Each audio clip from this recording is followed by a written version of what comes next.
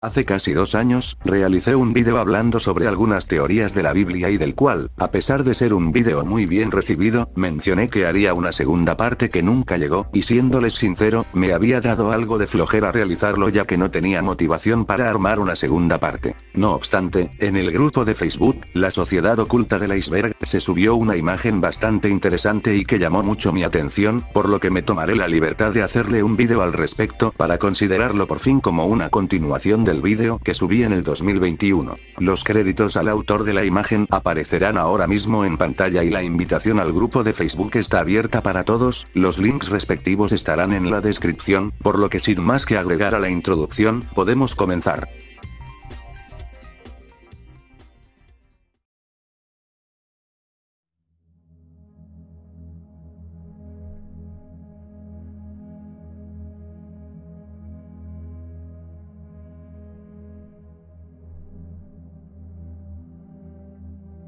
Lilith, es un relato sobre la supuesta primera mujer de la creación, y se configura a lo largo de la historia como la imagen última del pecado, del vicio y de la lujuria, pues al negarse a permanecer en el paraíso sumisa y obediente, Lilith se escapa y comparte su cuerpo con los súbditos de Lucifer. A este relato, se le considera como un fanfic por muchos ya que Lilith nunca es mencionada ni por asomo en la Biblia, además, pertenece a una cultura que no tiene nada que ver con la tradición judeo-cristiana, y porque este relato surgió después del concilio de Nicea, es decir, Lilith ni siquiera existía cuando se formó el canon bíblico.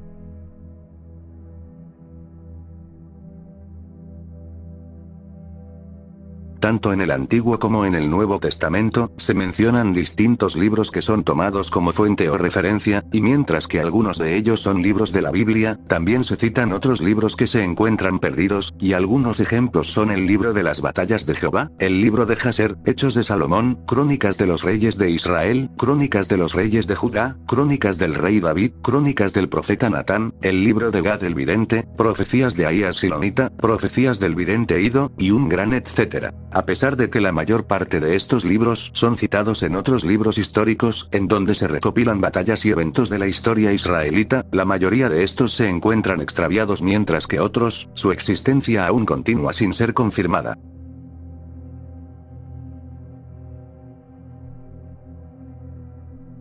La expresión, vida oculta de Jesús, hace referencia al período indocumentado entre la infancia de Jesús y el comienzo de su ministerio según relata el Nuevo Testamento. Los evangelios relatan el nacimiento de Jesús y el subsiguiente viaje a Egipto para librarse de la furia de Herodes, una referencia general de que María y el joven Jesús vivieron en Nazaret, un relato aislado de la visita de José, María y Jesús a la ciudad de Jerusalén para celebrar la Pascua cuando Jesús tenía 12 años de edad, pero después de ese episodio, hay un enorme salto temporal de 18 años en la vida de Cristo, del que no se conoce absolutamente nada. Aparte de la alusión genérica de que Jesús avanzaba en sabiduría, estatura, y en el favor de Dios y el hombre, la Biblia no menciona algo más sobre su vida en este período perdido, pero una suposición común entre los cristianos es que Jesús simplemente vivió en Nazaret durante ese tiempo y que se dedicaba a la carpintería.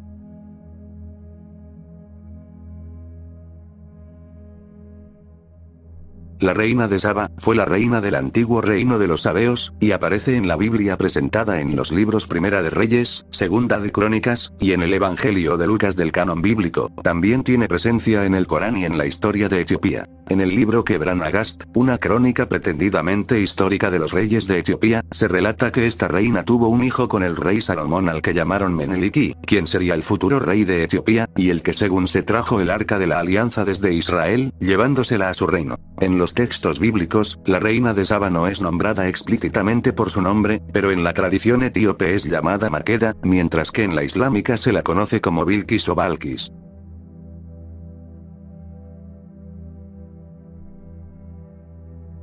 Ofir, es un puerto o región mencionada en la Biblia que fue famosa por su riqueza y porque se cree que el rey Salomón recibía cada 3 años un cargamento de oro, plata, sándalo, piedras preciosas, marfil, monos y pavos reales de Ofir. Los estudiosos de la Biblia, arqueólogos y otros muchos eruditos, han intentado determinar la localización exacta de Ofir, por mientras, los investigadores modernos sostienen que puede haber estado en el suroeste de Arabia, en la región del actual Yemen. También se dice que dicho lugar posiblemente esté localizado en Saba, y hay otra posibilidad de que se encuentre en la costa africana del Mar Rojo, ya que el nombre Ofir puede ser un derivado de la etnia Afar de Etiopía, o puede que esta región se encuentre en Egipto.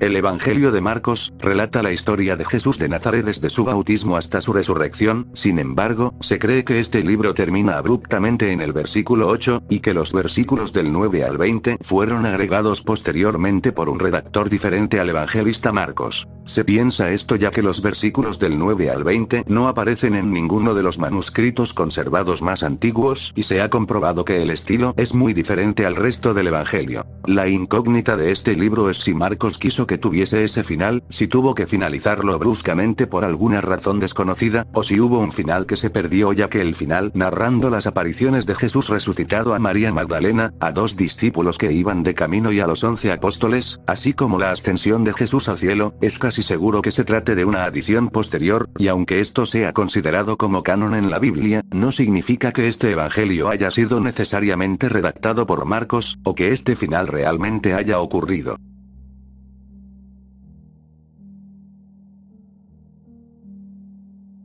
La fecha de nacimiento de Jesús de Nazaret realmente no se indica en los evangelios ni en ningún texto secular, pero la mayoría de los eruditos asumen una fecha de entre el año 6 y el 4 a.C.,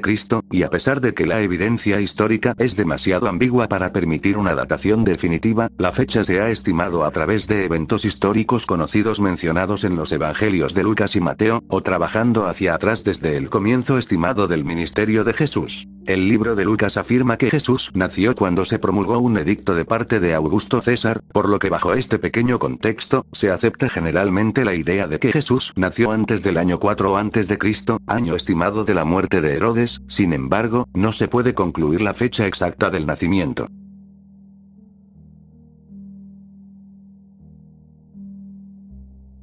Uno de los misterios más grandes del Nuevo Testamento, es el del joven que huyó desnudo la noche en que apresaron a Jesús, y ningún otro personaje bíblico ha recibido tantas interpretaciones a lo largo de los siglos como este espectador anónimo de la Pasión. Dicha escena se encuentra únicamente en el Evangelio de Marcos, y debió de resultar tan desconcertante ya que, cuando Mateo y Lucas escribieron sus obras, a pesar de que se basaron en el libro de Marcos, ninguno quiso incluir este detalle. La hipótesis histórica más famosa, es la que identifica a este joven con el mismo evangelista Marcos bajo el contexto de que él se habría despertado por el alboroto de la policía al llegar a la casa cuando Jesús ya se había marchado, pero al no tener tiempo para vestirse, salió a advertirle cubierto solo con una sábana, pero llegó cuando ya lo estaban arrestando, salvándose por los pelos de que lo apresaran a él también. A pesar de que siempre se ha tratado de ponerle un rostro al joven personaje, lo cierto es que aún no se puede dar una respuesta definitiva ya que la misma Biblia no tiene una respuesta como tal y solo pueden hacerse especulaciones sin conclusión alguna.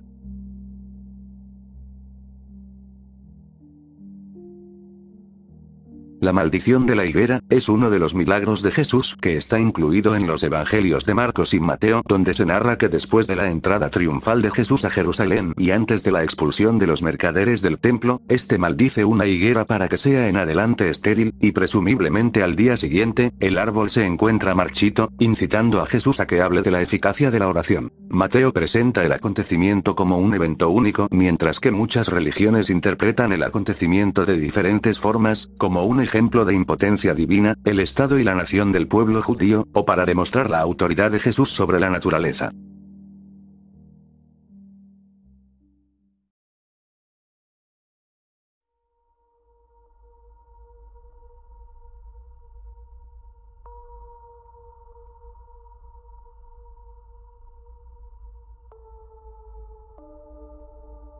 Según el Génesis, Dios, viendo la maldad que había crecido en la humanidad, decidió hacer una limpieza masiva de Server para exterminar a todos los seres vivos excepto al patriarca Noé y su familia, junto con varias parejas de animales escogidos para dicho final. El diluvio universal destruyó toda la vida existente y cambió para siempre la estructura del planeta, y las evidencias de tal destrucción masiva supuestamente se encuentran en toda la faz de la Tierra. Inmediatamente después del diluvio y debido a la liberación de las aguas bajo presión de las las fuentes del Gran Abismo, se cree que la temperatura de los océanos era mayor ya que hay una referencia de esto en el Génesis, por lo que esta situación facilitó la evaporación y produjo precipitaciones abundantes en forma de nieve en las regiones más cercanas a los polos. Por otra parte, las actividades volcánicas lanzaron mucho polvo a la atmósfera y mantuvieron los veranos fríos, aumentando la precipitación e impidiendo el derretimiento de la nieve y del hielo. Cuando el suelo quedó cubierto de nieve, este pasó a reflejar más la radiación solar, y eso habría enfriado aún más el aire y acelerado el proceso de glaciación. Esto último es solo una hipótesis, por lo que no deben tomarlo como algo que realmente ocurrió, o al menos, no en el contexto que les acabo de dar.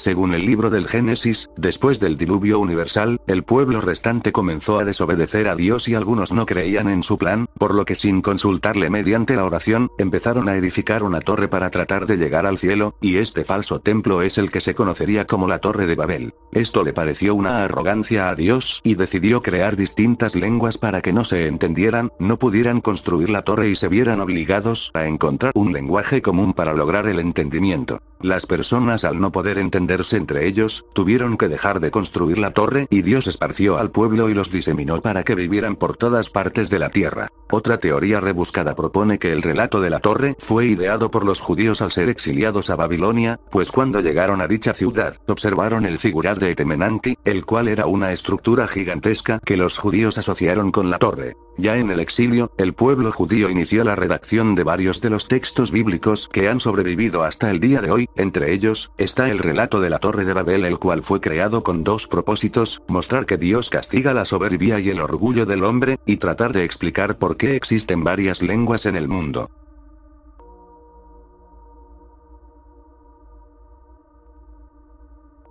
Sodoma y Gomorra se mencionan en el Génesis después de que Abraham regresara de Egipto, y aunque los habitantes de ambas ciudades son descritos como grandes pecadores contra Dios, eso no impidió una coexistencia pacífica entre los habitantes de Sodoma con Abraham ni con su sobrino, Lot. La tradición ha impuesto que este pasaje condena la homosexualidad masculina al denunciarla como pecado, pero para otros exegetas, el pecado de los sodomitas no era la homosexualidad sino la violencia, la falta de empatía, la desobediencia y la soberbia, sosteniendo esta interpretación en base a otras alusiones de los sodomitas incluidas en otros libros de la Biblia.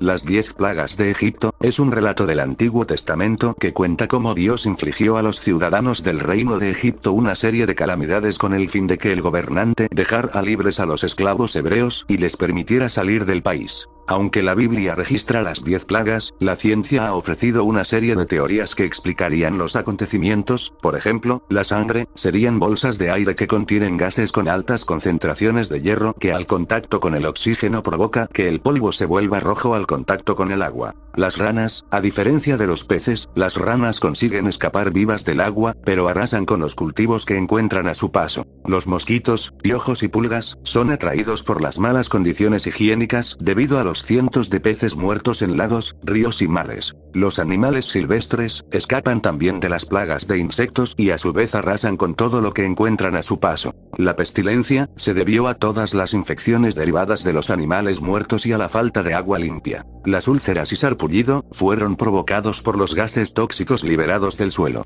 El granizo de fuego y hielo fue el aire que trajo cenizas humeantes que se mezclan con la humedad en forma de hielo y fuego. Las langostas, al notar los cambios climáticos recientes, provocaron un cambio en el ecosistema que las habría atraído. La oscuridad se trataría de una nube de cenizas, y la muerte de los primogénitos se debió a una réplica de la erupción de un volcán que levantó una nube de dióxido de carbono desde el suelo, afectando primero a los primogénitos ya que debido a sus privilegios sociales, dormían en la planta baja, a diferencia del resto de la familia, que dormía en los pisos superiores.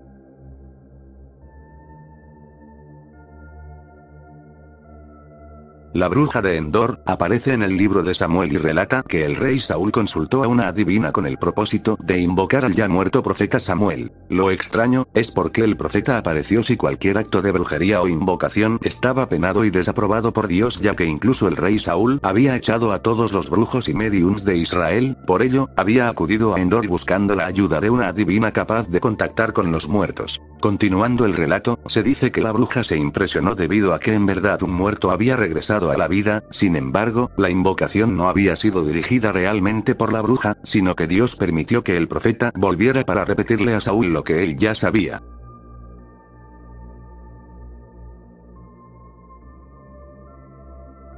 El enoteísmo es la creencia religiosa según la cual se reconoce la existencia de varios dioses, pero solo uno de ellos es suficientemente digno de adoración por parte de los fieles. Bajo este contexto, se piensa que el Padre de Jesucristo no era el único y que era un dios entre varios dioses, además de que tendría una diosa por esposa llamada Asera.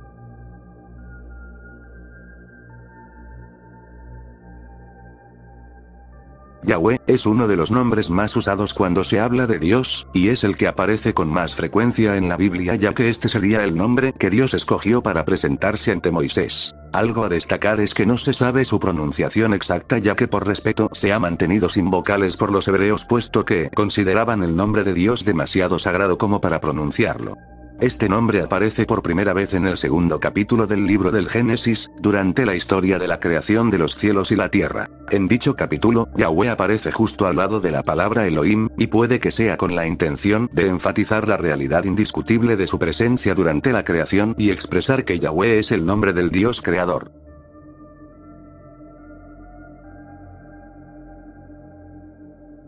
El Arca de la Alianza o Arca del Pacto, es un cofre de madera cubierto de oro descrito en la Biblia que, según el libro del Éxodo, contenía las 2 tablas de piedra de los 10 mandamientos que Dios escribió con su dedo y se los entregó entre truenos a Moisés en el monte Sinaí. A día de hoy, la localización final del arca sigue siendo un misterio, pero se dice que fue ocultada en los túneles bajo el templo de Jerusalén. Otros relatos cuentan que fue transportada a Etiopía, mientras que en el segundo libro de los Macabeos se relata que el profeta Jeremías ocultó el arca en una cueva. En conclusión, es probable que nunca se sepa dónde se ubica el arca, eso suponiendo que no haya sido destruida en algún momento de la historia.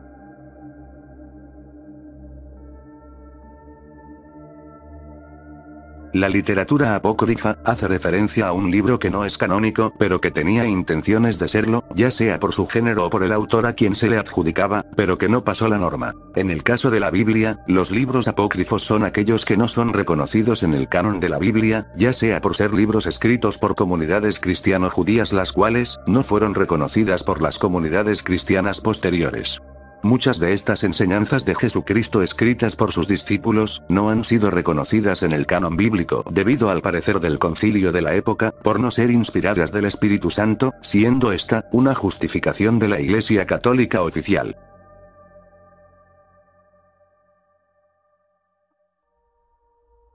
666, conocido también como el número de la bestia, aparece referenciado en el capítulo 13, versículo 18 del libro del Apocalipsis. En la mayoría de los manuscritos del Nuevo Testamento y en las traducciones al español de la Biblia, el número de la bestia es el 6 o el 666, sin embargo, el papiro 115, que es el manuscrito más antiguo conservado del Apocalipsis, así como otras fuentes antiguas como el Códice Hebra Emissiri Rescriptus, dan a entender que el número de la bestia es el 616, pero otras ediciones críticas del texto en griego indican que dicho número solo es una variante.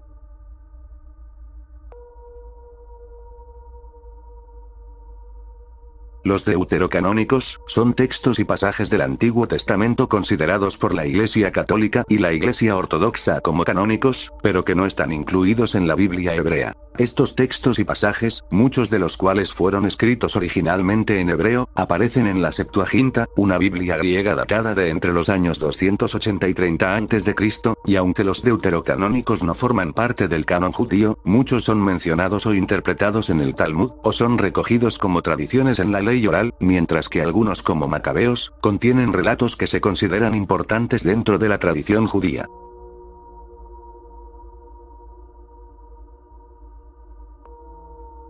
El libro de Job, resumido generalmente, cuenta la historia de cómo Satanás le dice a Dios que Job solo le es fiel porque es próspero y con riquezas, y que sin eso seguramente abandonaría su fe, por lo que a modo de prueba, Dios le permite a Satanás quitarle todo a Job, sus bienes, sus hijos, su salud, absolutamente todo y de forma horrible. Job durante este periodo sufrió tanto que maldijo el día en que nació, sin embargo, nunca despreció a Dios ni lo culpó de sus desgracias, por lo que Dios lo recompensó devolviéndole y duplicando todo lo que antes tuvo, pero aún así, todas esas tragedias por las que pasó debieron ser terribles para él. Sin lugar a duda, este es uno de esos desarrollos de personaje más potentes en la historia de la Biblia.